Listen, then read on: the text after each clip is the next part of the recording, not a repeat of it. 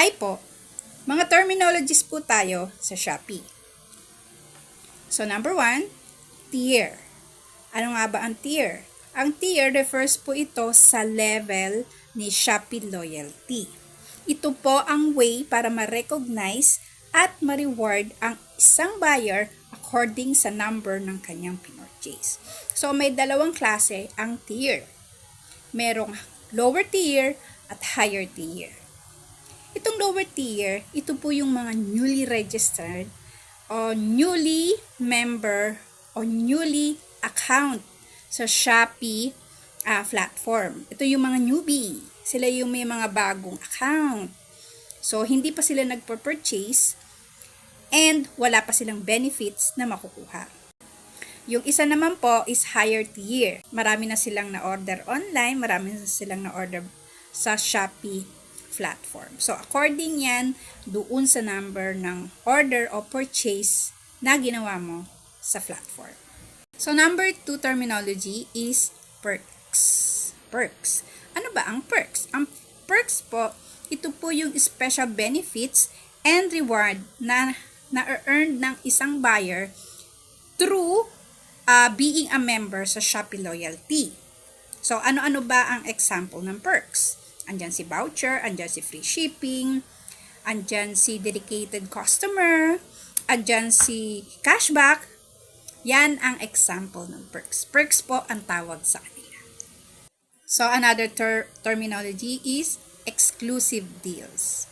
Ang mga exclusive deals po, meron po itong limited time. Special offer po yan and so ano ba itong mga exclusive deals? Kapag bago pa lang ang iyong account, may mga benefits na ibinibigay sa'yo, free shipping, pero limited lang. Kasi bago lang ang iyong account. Binibigay lang yan doon sa mga newly registrant na member ng platform. So, meron pang isa.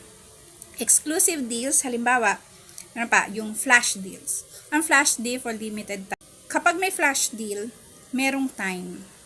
Halimbawa, mga 3 oras lang. Kailangan ma-avail mo yon within that time para ma-avail mo rin yung certain discount na ilinagay ni seller doon sa flash deal niya.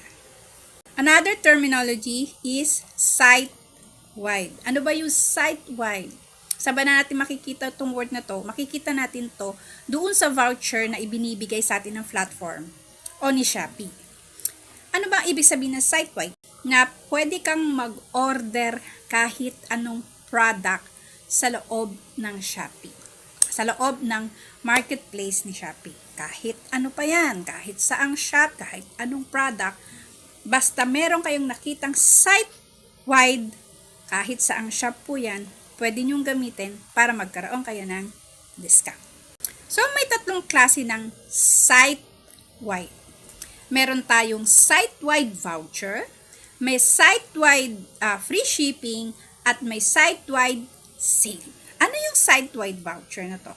Ito yung voucher na ibinibigay sa atin ni platform para gamitin natin maging discount within sa loob ng marketplace ni Shopee.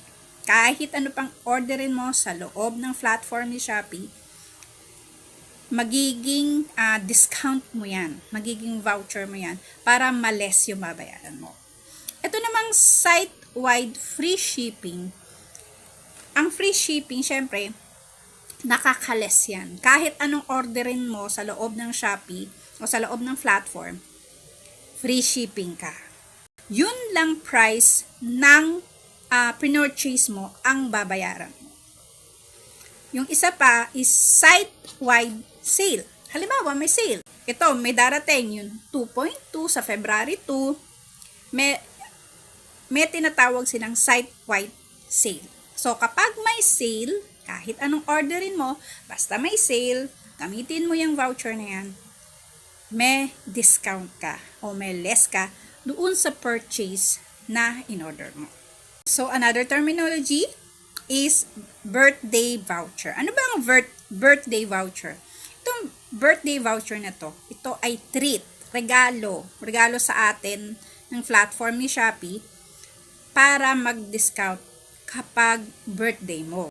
Paano ka magkakaroon ng birthday voucher na yan? Kailangan maging member ka ng Shopee Loyalty.